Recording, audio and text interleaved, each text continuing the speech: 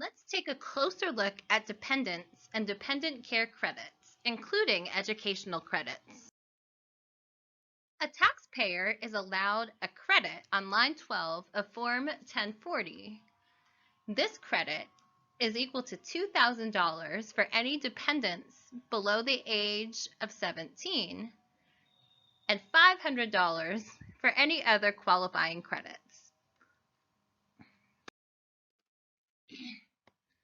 Let's take a look at who meets the standards for a qualifying dependent.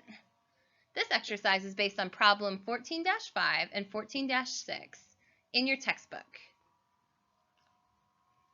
Item 1. A daughter, age 20, is a student at State University and lists her mother's home as her permanent residence. Her mother provides 80% of her daughter's financial support. The daughter earns $66.50 from her summer internship. Does she qualify as a dependent? She's a full-time student, so she meets the age requirement. Her mother provides 80% of her financial support. So even though she earned money from her internship that exceeds the $4,300 limitation, she meets the qualifications because of her college student status. The mother can take a $500 credit for the daughter. Item 2. The son, age 13, lives with his mother, but his father provides 65% of the financial support. To qualify as a dependent, you must live with the taxpayer. The son does. The mother does not meet the 50% requirement, but the son doesn't have a disqualifying income coming in. Therefore, the son qualifies as a dependent. Finally, son number 2 lives in the parent's home and works full-time as an auto mechanic. The son is self-supporting except for the fact that he does not have to pay rent to his rents. Does he count as a qualifying dependent? No, because he is self-supporting. The parents are not eligible for the tax credit for the second son. In the preceding example, the family had one child under the age of 17 who would qualify for the $2,000 child credit. This credit, however, begins to phase out at higher income levels.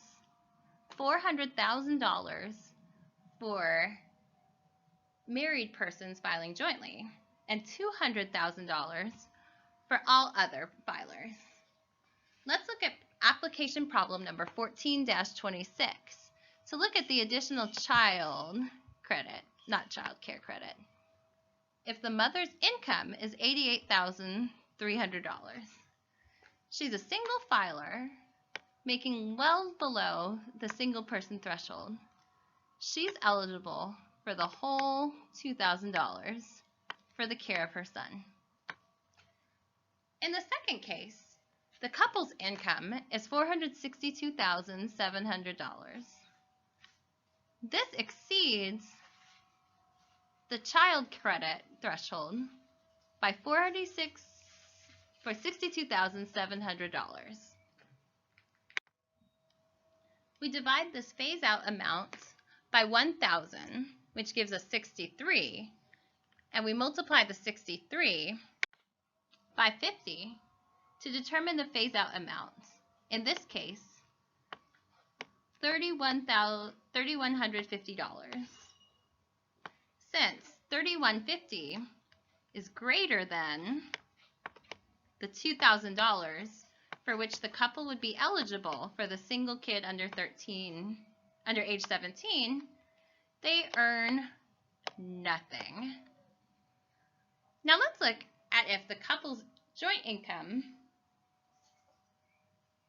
is $200,000.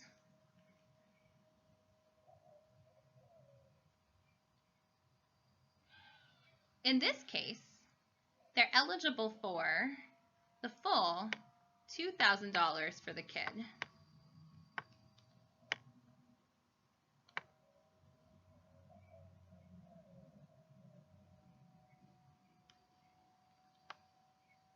This is in addition to, in both cases, the $500 they would receive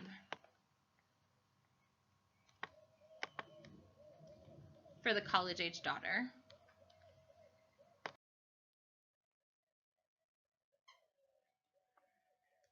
So now let's look at the dependent care requirements. This is a credit that low-income families can take advantage of to support their working instead of relying on government transfer payments. This benefit begins to phase out at certain income levels. And let's take a look at application problem 1428, parts B and C, to see what that looks like. In the first case, the family's salary is $37,600. The AGI threshold is $15K, in which case the family's AGI exceeds the threshold by $22,600.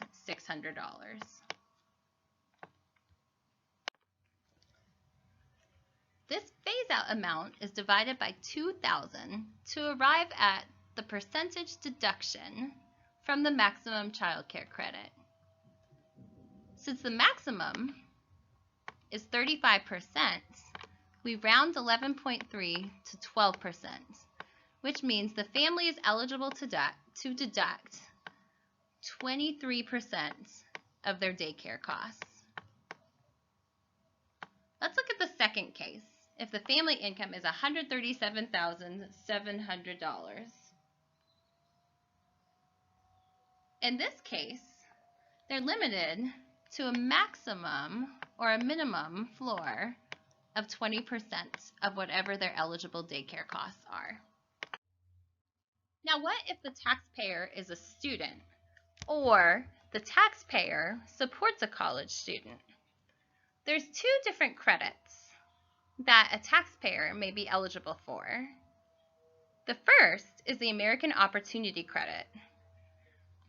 This credit is $2,500 per year maximum per eligible student, and it's a refundable credit, meaning that if the college credit reduces the income such that the individual would not pay taxes, zero adjusted gross income, they can be qualified for an additional deduction or an additional refund.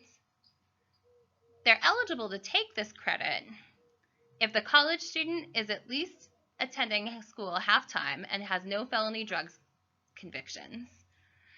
If the student is pursuing their first 4 years of study, which means grad student Kimmy is ineligible for the American Opportunity Credit. This credit is also subject to an income limitation. The benefits begin to phase out above a certain threshold. That is $160,000 for individuals filing as married couple and $80,000 otherwise.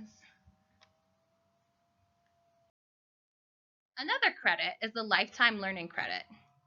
You can deduct up to 20% of your qualifying educational expenses to a maximum of $2,000 if you, your dependent, or a third party pay qualifying educational expenses for higher education.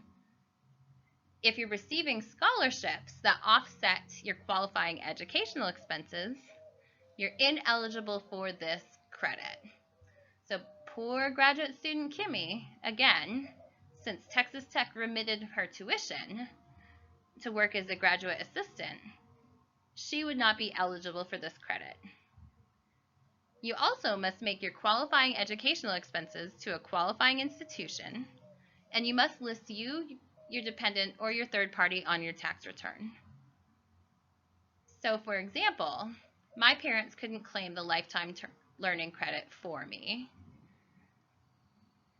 because they can't claim me as a dependent. Again, this credit phases out above certain income thresholds. That is $114,000 for individuals filing as married and $57,000 for all others. As you work on your midterm case study, think about who is considered a dependent and who is considered a qualifying relative. Think about what expenses they have and what disqualifying income levels the couple in question may reach.